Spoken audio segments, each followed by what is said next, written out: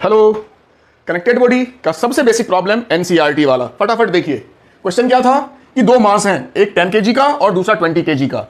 इन दोनों मास को हमने एक स्ट्रिंग से जोड़ रखा है, रस्सी से जोड़ रखा है, और जो ये 20 केजी मास है इसको हम खींच रहे हैं इधर इस डायरेक्शन में 600 न्यूटन 600 न्यूटन के फोर्स से। तो आपसे क्वेश्चन ने क्या पूछा है कि इस वाले स्ट्रिंग में, इस वाली रस्सी में टेंशन क्या होगा। सबसे पहले समझिए, जो रस्सी में टेंशन होती है, जिस भी हम बॉडी की बात करते हैं उससे हमेशा टेंशन अवे होता है। तो इस वाले मास के लिए टेंशन होगा राइट को। सिमिलरली इसके लिए यही टेंशन इसी रस्सी में इससे अवे यानी लेफ्ट को हो जाएगा। यही सबसे मेन चीज समझना था। बाकी ये फिगर आपके सामने है। क्योंकि इस वाले क्वेश्चन में फ्रिक्शन नहीं था तो हमें इसमें mg और नॉर्मल नहीं देखना है, उसकी जरूरत नहीं पड़ेगी।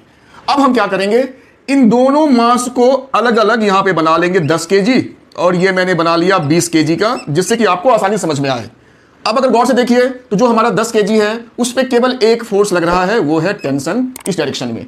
और जो 20 केजी है उस पर इधर लग रहा है 600 न्यूटन, और पीछे लग रहा है, ये दिख रहा है आपको, टेंशन। तो ये इन दोनों बॉडी का अलग अलग फ्री बॉडी डायग्राम हो गया। अब चूंकि ये कनेक्टेड है दोनों बॉडी एक ही रस्सी से, तो दोनों साथ साथ एक्सेलरेट कर रहे होंगे ए एक्सेलरेशन से। मतलब इसका भी एक्सेलरेशन ए होगा और इसका भी ए होगा।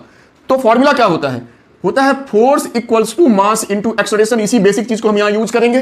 तो इस पे फोर्स जो है मेरा वो टी है, एक ही फोर्स है, टेंशन भी फोर्स ही होता है, इक्वल्स टू इसका मास मतलब 10 इंटू एक्सेलरेशन 10a। इसका इक्वेशन खत्म।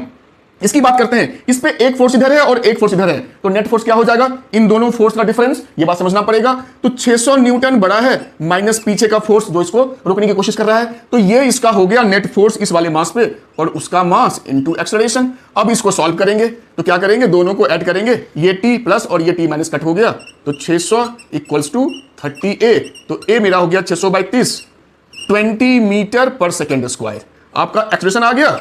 अब क्या करेंगे, हमें चाहिए टेंशन, तो किसी भी एक फॉर्मूला से हम टेंशन निकाल सकते हैं। यहां था t इक्वल्स टू 30a, तो इसी में क्या करेंगे, t इक्वल्स टू 10a। तो a तो मेरा 20 है, तो ये मेरा हो गया 20 इंटू 10 200 न्यूटन।